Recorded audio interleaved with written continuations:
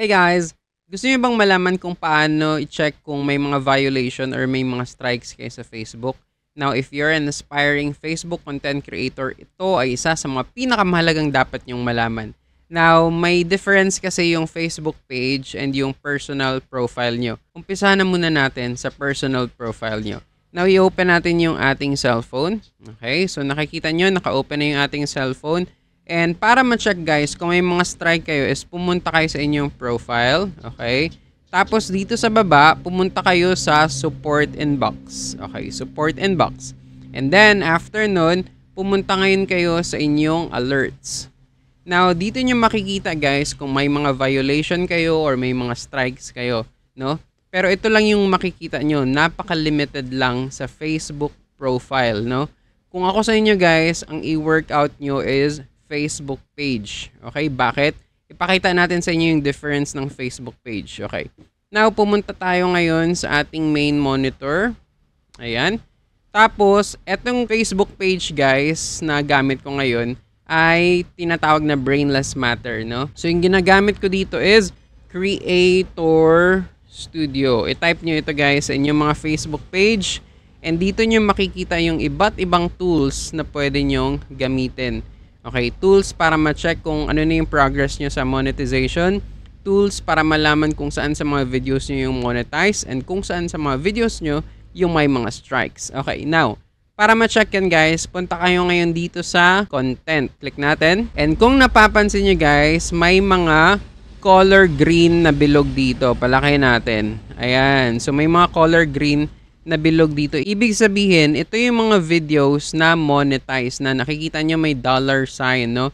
Ibig sabihin, kapag na-approve ako sa monetization ni Facebook, lahat ng may mga naka-color green dyan ay pwedeng ma-monetize, no? Lahat-lahat yan ng mga videos na nandyan. Ito yung kaibahan guys ng Facebook page and Facebook profile. Kasi sa Facebook page, kompleto yung details na maibibigay. Kung may mga violation kayo guys, hindi iilaw yung color green na bilog dyan or hindi iilaw yung monetization symbol dyan, okay? Ibig sabihin, may mga music kayo ngayon na copyright or may mga content kayo ngayon na copyright.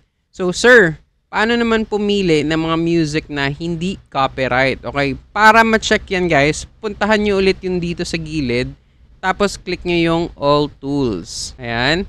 Tapos, punta kayo dito sa baba, click nyo yung sound collection. Now, lahat ng information and lahat ng music dito ay pwede nyong i-download ng libre at pwede nyo rin gamitin sa inyong content na hindi kayo magkakaroon ng strike, no?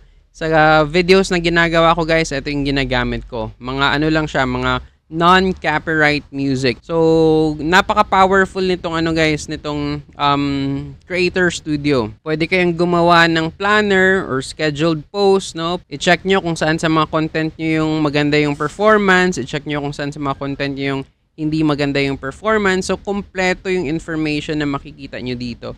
And at the same time, pwede nyo ring i-check yung monetization status nyo dito, no? Ako kasi guys, may mga different pages ako, yung personal page ko or yung personal Facebook account ko plus may mga different page pa ako. Pwede nyo yung ma-check yan dito guys, no?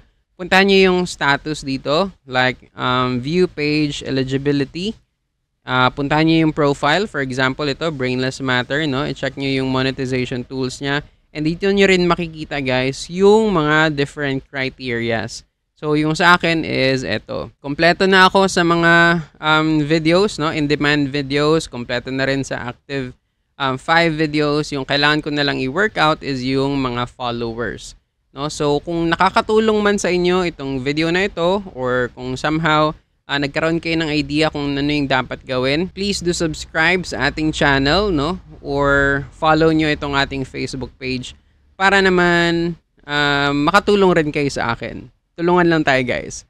Alright, so ganun lang yung process dito for monetization. And gusto ko lang again kayo i-remind na mas maganda na i-workout nyo yung mga page nyo kesa sa profile.